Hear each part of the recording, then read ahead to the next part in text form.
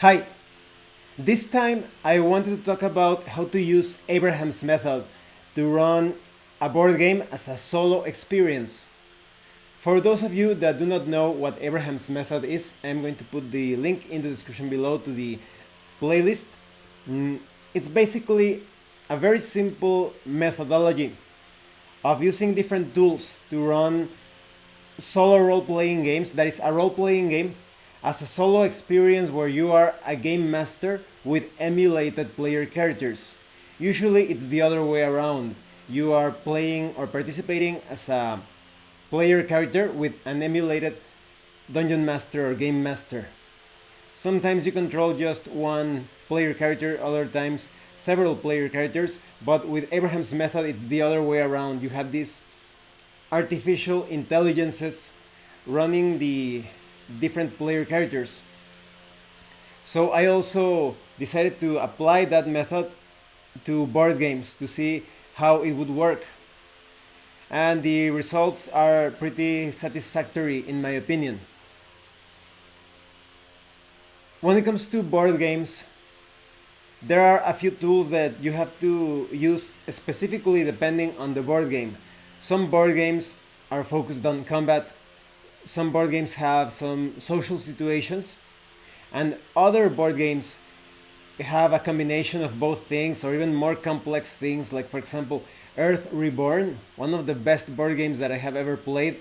It's a skirmish type of board game, but you can do so many things in that game. You can launch nuclear missiles, you can activate different research and science related facilities, you can take, well, it depends on the mission, you can capture enemies, you can hijack or take different combat suits for your own forces, you can interrogate enemy characters, you can do so many things.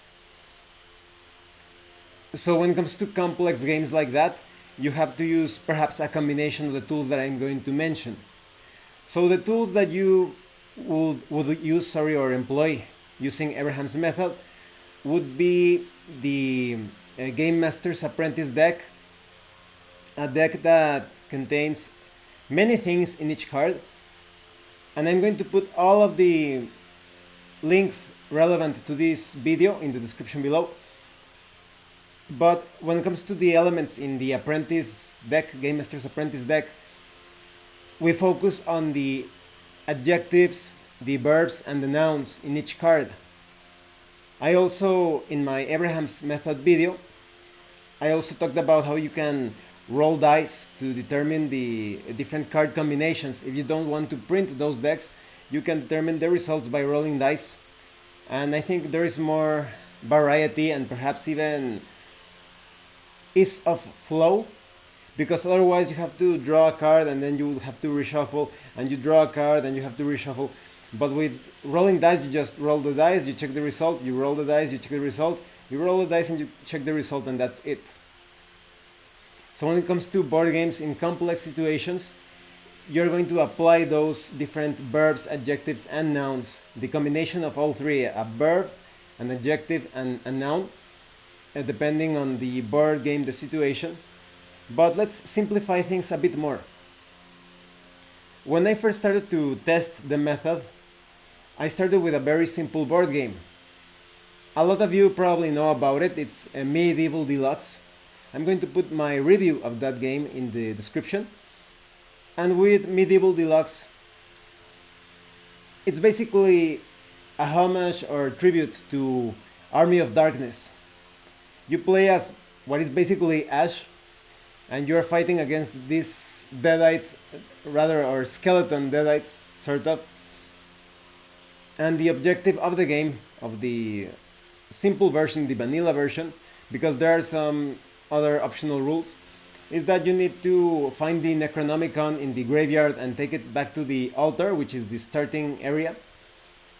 Or you need to collect 25 points worth of skeletons. You start to kill skeletons, to destroy them, and you collect them. And depending on the color of the skeleton, they are worth different points.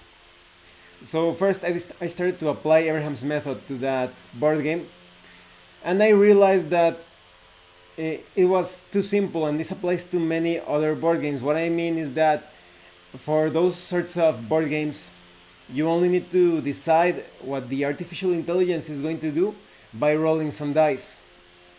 So I created my artificial intelligence opponent, or artificial intelligent opponent rather, my AI opponent. And when I started to play the game, to determine the direction that the opponent was going to take, if the opponent was going to go north or east or west or south, I just needed to roll a single six-sided die and apply numbers to different directions when it was more likely to advance. Because, for example, let's say that I started to play the game and I moved west. So when it was the turn of my AI opponent, I rolled a d6, and there was a lower probability or lower chance of that opponent of moving in the same direction that I was moving towards. So I applied more numbers to the south, east, and north. So many things can be determined by rolling a single six-sided die, or if you have polyhedral dice, a d8 or 8-sided die, 10-sided die, you can roll those dice instead. But the essence, the more strategic or tactical element of Midevil Deluxe is the use of cards. It's still a beer and pretzels sort of board game, but when you know how to use your cards, you can push the odds in your favor. So whenever I saw, that is, you're always going to see the cards that your AI controlled opponent is going to have. That is a disadvantage of using Abraham's method when playing a board game where the opponent has some sort of hidden information, something that you shouldn't be able to perceive or see normally. In fact, there are some cards, if I'm not mistaken, in Midevil Deluxe that allow you to see the hand of your opponent, but there is no other way to go around it. When you use Abraham's method, you are going to be able to see the cards of your opponent unless we go to more specific cases that I will talk about in a few moments. But you're always seeing the hand of your opponent. But here is the catch. Through the use of dice, you are going to determine which card that opponent is going to use. So maybe you're halfway through the game and you're moving through this area with few skeletons, and the opponent has the option of using this catapult card in your area or against this other area where there are more skeletons. So this is a tactical choice. It could actually win the game depending. If you're using my optional rules for Midevil Deluxe, where I include the possibility of a player character death, that is, the characters can actually die in the game, they can be eliminated, then the opponent will have the option of attacking the area where I am moving through. But even if he manages to hit that area and takes my last remaining life, maybe I only have 2 or 1 remaining lives, and if that doesn't eliminate my character, maybe it cripples my character for the rest of the game. I would need to get more lives, but there are very few skeletons there. The opponent will have the option of attacking that other area to get more skeleton points. So in that case, you need to determine which one is more likely or beneficial to the opponent. If the opponent is just too far behind when it comes to obtaining skeleton points, it would make more sense to try to eliminate me. So maybe if he rolls a 1, 2, 3, 4, or perhaps even a 5, he attacks the area where I am moving through. But if he rolls a 5 or a 6 or a 6, depending on how you set things, then he attacks the other place where there are more skeletons. And that's the way that you can decide many things in Midevil Deluxe, because it is a very simple beer and pretzels sort of experience. You can determine many things by rolling 1 or 2 dice. Maybe you can set up a personality for the opponent at the start. Maybe you can determine this randomly, and we will get to that in a few moments. And based on that, maybe the opponent is always going to be very aggressive. Maybe he's going to be more defensive. Or maybe you want to keep things unpredictable. That's my favorite choice or option, because there are some board gamers that are quite unpredictable. I think those are the best board gamers or players. You cannot predict their patterns, so you can handle things randomly every time. And that's just one way of handling things in a very simple way. Mm. But what if you want to play more complex board games? Let's say that you want to play a board game that feels more like a war game experience, kind of like the Warcraft board game. For those that haven't played the Warcraft board game, it's basically a real-time strategy game in a board game format. You have these buildings that produce different units, and you start to attack your opponent. Depending on the scenario, there could be some other objectives. But in those cases, I would recommend that you apply the hostile AI deck. The link to that will be in the description. It's basically a deck, and you can print the deck or purchase it as physical cards, or you can use my method of rolling dice. Remember that in the Abraham's method video, in the description, I will tell you how to generate results rolling dice without having to print the decks. So when it comes to hostile AI, your opponent, the enemy forces, could go on patrol. They could be very defensive, taking cover or securing different positions. They could go all out and attack you. They could try to flank you, and you can make those rolls or draw those cards to determine what your AI controlled opponent is going to do. But when it comes to, in the case of Warcraft, maybe you are using the expansion of the heroes, then things could get a bit more complex. You could handle things like that in a very simple method, just making rolls or drawing cards to see the general strategy of the opponent or some very simple tactical choices. But maybe, like I said, you have your AI opponent with his army, but he also has these heroes. Anyone who has played Warcraft or MOBA style games, you know that you have these heroes that are very powerful, that can even take on entire units by themselves. It's not the optimal choice, but it is possible. So in that case, I would use the Flex AI Guidebook. The link will be in the description. It's basically a book with many patterns and responses according to the circumstances of your opponent. First, you determine an archetype or a stereotype, depending on how you look at things in that book.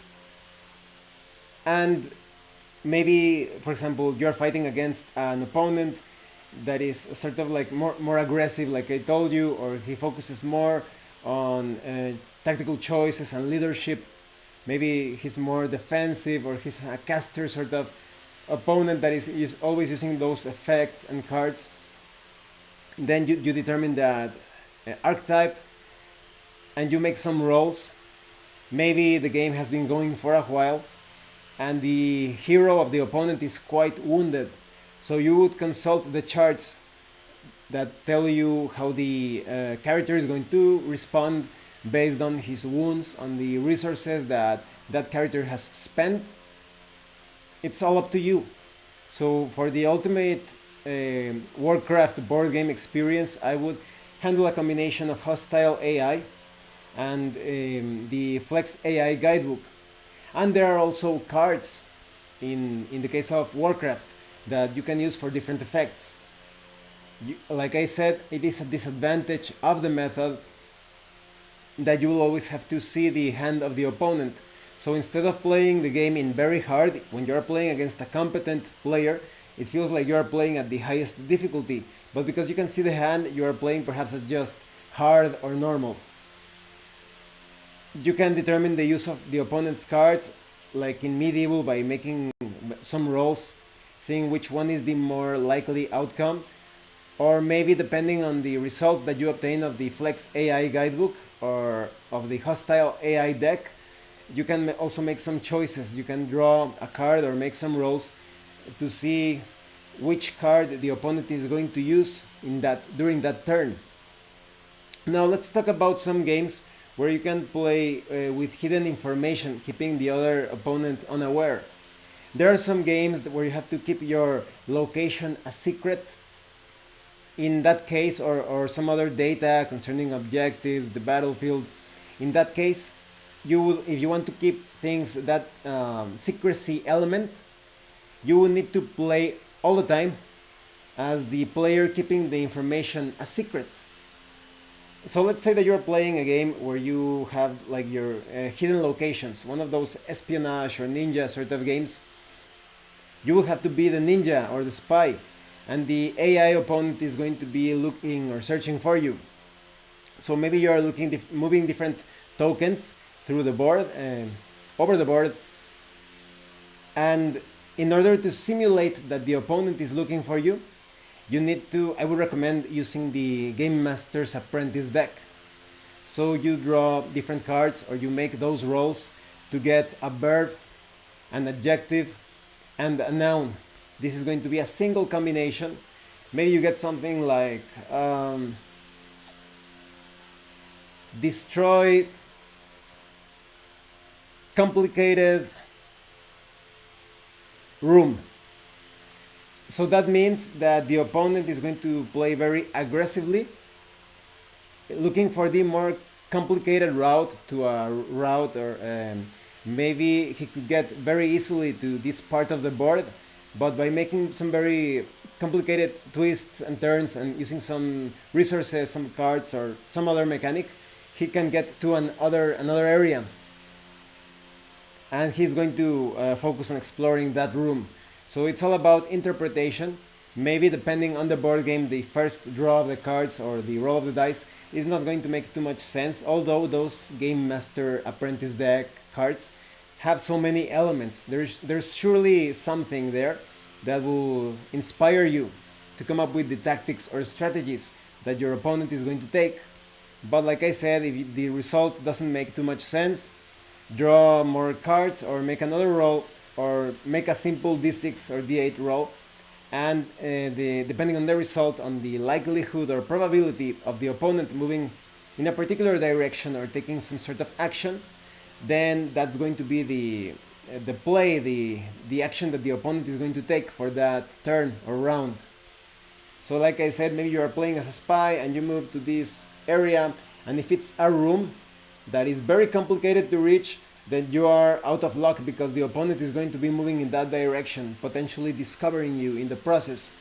But if you are moving to another zone, maybe it's not a room, it's a corridor or some sort of other place, and it's a very simple route for the opponent to take, that is, the opponent can reach that area quite easily, maybe you are in luck because the result said that the opponent is going to move towards a room that is more complicated, or perhaps a bit more far away, and that's the way that you're going to be handling things in that case. When it comes to more complex games, like I said, Earth Reborn, where you can do so many things, I am not kidding. There is this character by the name of Jeff Dealer, because it is a post-apocalypse sort of board game, and there is a lot of contamination when it comes to the food and such. Jeff Dealer actually has a terrible digestive system, and he constantly needs to go to the bathroom. So that's a choice. You may have to go to the bathroom as Jeff Dealer to obtain some victory points.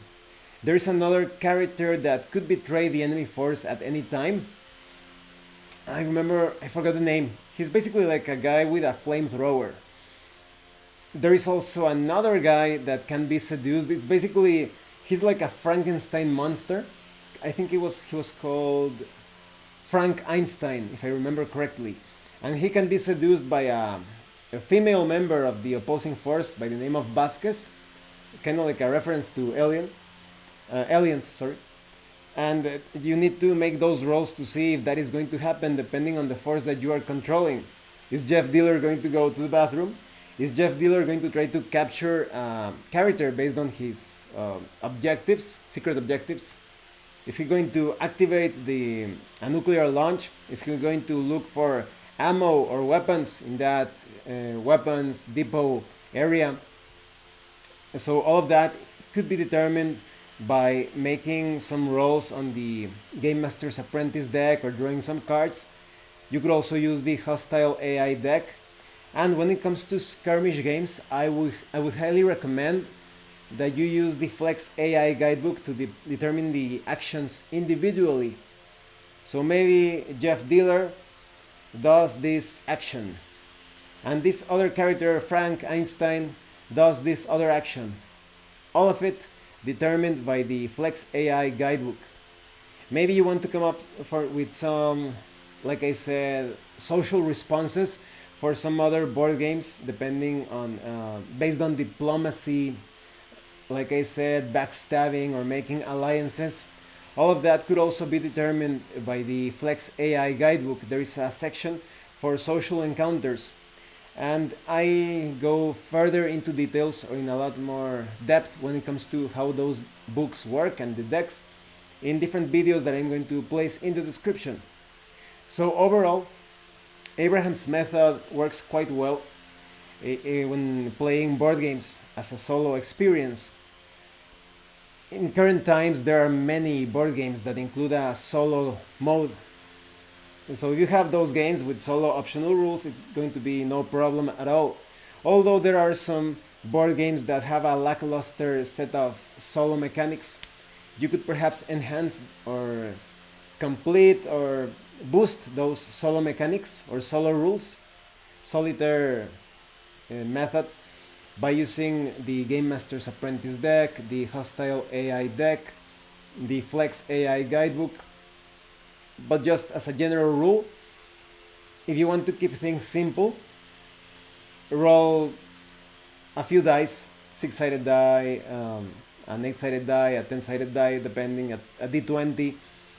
But as the board games become a bit more complex, you could perhaps resort to hostile AI for mass battles sort of experiences where you're controlling many different units or forces at the same time. But if it's a skirmish game, and of course this also applies to war games, if it's a skirmish sort of situation, maybe you want to use the Flex AI Guidebook to determine the actions of each individual piece separately. So I hope you found this video informative and useful to run any board game as a solo experience. I'm going to put several links in the description. I think, if I remember correctly, yes, actually, in the videos where I talk about the Flex AI Guidebook, Hostile AI, I give you some tips and advice on how to use them with different war games. So if you are playing war games, board games, if they are focused on combat, social situations, anything at all, you will surely find something of use in the tools that I am offering to you. And like I said, if you want to play those board games with secret or hidden information, I highly recommend that you take a look at the main video of Abraham's method, because the same rules or mechanics that you use with emulated player characters work with opponents where you're supposed to be the only one privy or knowledgeable to a particular secret information, and they are supposed to be kept in ignorance or in the dark. So definitely check that out. Well, thank you for watching this video, and thank you so much to those of you that have been supporting the channel by sending drive-through RPG gift certificates. If anyone else wants to further support the channel, the information on how to do that will be in the description below. Once again, thank you, and see you later.